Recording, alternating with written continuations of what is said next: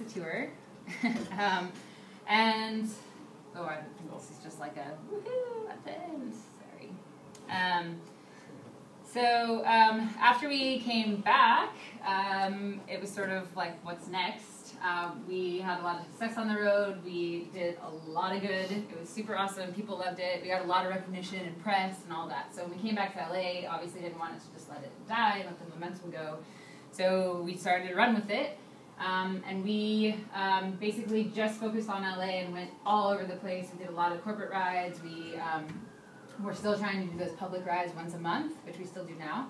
And at the time, we would always just rent a bus. So every group was different. Some like corporate companies wanted to have air conditioning, so we'd rent a charter bus. And then our community rides, we did school buses. We preferred the school bus vibe because it fits more into what we're offering and making it fun and all that. And it's really fun to see these corporate guys get on the bus and they're like, oh my God, I've been on a school bus for 30 years, 40 years. And they immediately kind of like open up a little bit because they're like feel like a kid a little bit again. And so anyway, we did that for 3 years where we rent a bus every time and got, it was frustrating because we were having to like load and unload all the time. Like all the stuff would have to go on before we get there. We do our thing and have to unload. I didn't have it the way I wanted it. I really wanted people to be able to sit like seating in around because it's way more conducive to actually connecting as opposed to like sitting on a school bus and having to turn around. So we bought this bus, which is it was real sad at the time, but we were able to get this bus. It's a Crown bus, which are actually only in California. They're made here, so it's super cool that we're kind of bringing it back, if you will. It's a 1972 bus, and we worked really hard, and we turned it into that, which is what it looks like today. And then the inside of it was, again, like typical school bus, pretty gross. I can't tell you how much gum from like 1972 I had to clean up. It's disgusting. Don't ever do that. And now it looks like that on the inside. So we did do the seating in the round. I think this picture is before we have a couple gumball machines in there that have, Kind sponsored one of them. We have one that has seed bombs, which are little balls of dirt with seed. And you can take them and throw them out into like a desolate area and it'll grow flowers. But we wanted to have lots of fun elements like that. It has wood, like faux wood floors. Yeah, we put a lot of work into that. Oh, so that is the Do Good bus and kind of where we are.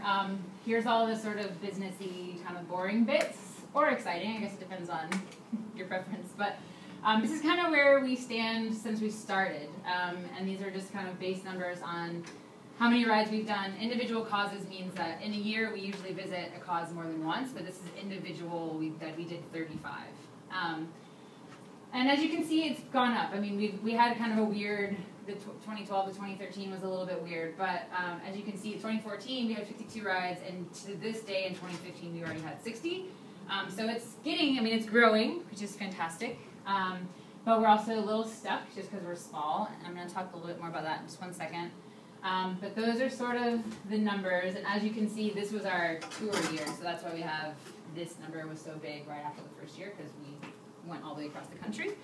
Again, if you were more visual, this is an awesome chart. So these are the causes that we visited, and again, this 2011, because it's individual causes, that's the biggest one because we went to a different cause in every city. And then we also did other rides during that year, so that's why that one's so big. But in general, sort of a rise. And then actual rides, same thing, moving on up, pretty exponentially actually this year, or last year.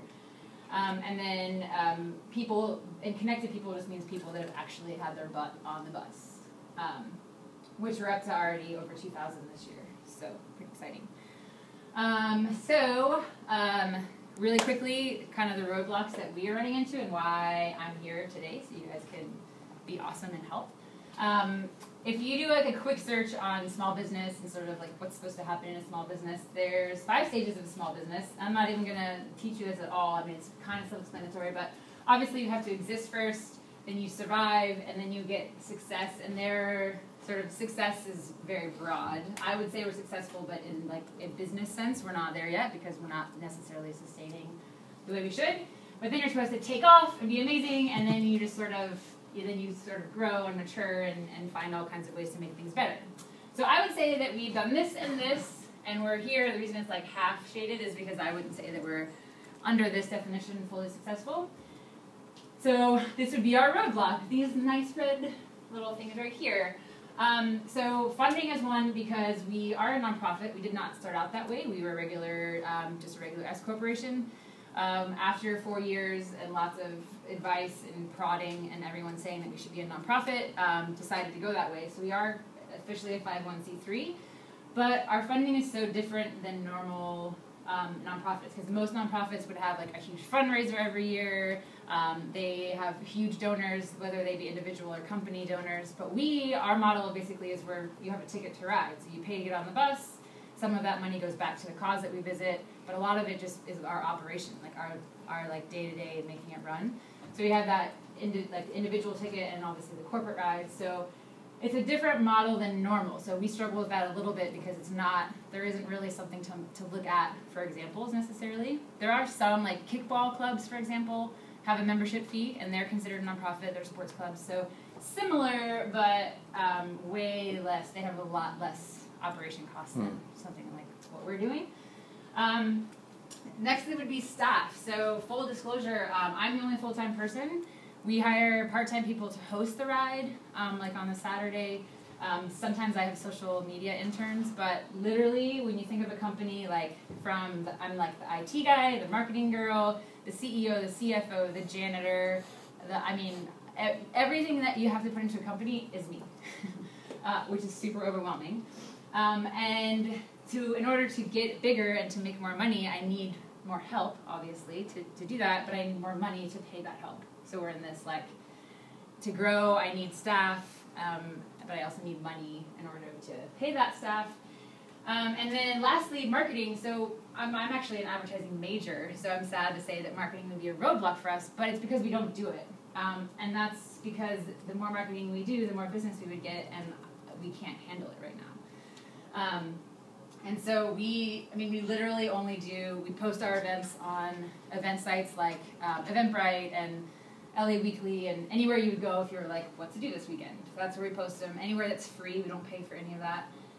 The only true marketing that we've done was we did an HR ride, so it was for human resources employees from different companies. We purposely reached out to like Disney and 7, 10, 12 other companies and invited their HR people to come ride for free to see what it was like, and then hopefully they would hire us. So we actually got 3 rides out of that one ride, which was awesome.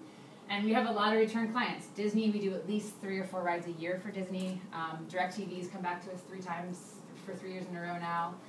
We just had a girl do her birthday 2 years in a row on the Do Good bus. So we have the big clients, we have the big names. We just don't have the staff and the proper funding to actually make it all happen. And so I would say that where we live right now is existence, and then we're just in like survival mode perpetually, and I can't get out of it.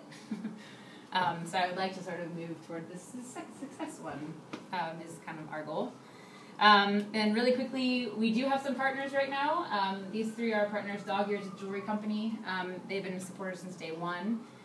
They're the only one that actually give us like straight cash. So they've given us cash for the partnership, and then they also give us some product because we give away gifts to like our nonprofit leaders and no big deal. Just lost her. To our nonprofit leaders and things like that. And then Whole Foods is specifically Whole Foods at Filton Wilshire, and they do lunch. They give us lunch for our community rides.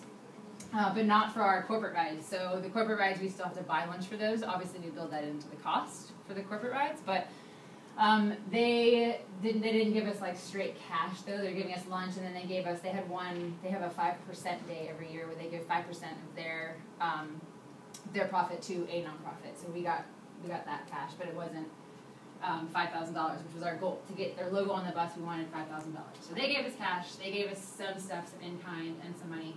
And In Kind gave us mostly product, and they've given us some manpower hours, a little bit of cash. But sort of the trend in corporate partnerships in general lately is a lot of in kind, a lot of like back and forth, and I'll give you this if you give us this, and it's not actual hard cash, which is unfortunate for us because that's what we need. I mean, it's great to have Kind bars on the bus, love it, and people need snacks, and it's a really good one to have on the bus, but we also need money. So those are the 3 we have right now, and they'll be done March of next year officially, unless they renew. And then just quickly, our donors, if you will, are basically the people that hire us. So right now, to do a corporate ride, it's $16.50 for up to 35 people on the bus, and then we have add-ons like lunch and T-shirts, and sometimes we do beer and wine on the way home. This number I know for sure is super low. It should be closer to like $2,500 at the very minimum. We've struggled with people still not understanding, like, but I'm volunteering, how come I'm paying? Even a corporation who has a team building budget, who has a marketing budget, who understands how things run, I still have people who are like, but we're doing good, why should I have to pay for that? So, and it's a frustrating thing, and I don't have I have answers I give people, but I don't have like the awesome, like, one sentence, like, you know, to tell them so they can be like, oh yeah, you're right, totally, I'll give you double. I don't have that. And then, so our public rides are $45 a person. My thought there, that includes lunch. We still struggle with that same thing, like, why am I paying? But most people, it works because they don't want to do the research. They want someone to tell them exactly what to do. They want to just, like, have it done for them, so it makes sense for them to pay that. And part of that goes back to the cause.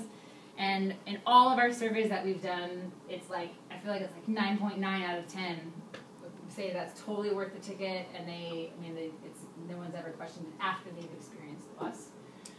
And then the birthday rides, we do them a little less because it's usually individuals that are doing that. So it'd be like someone like me that wants to host my birthday, and all my friends would sort of chip in.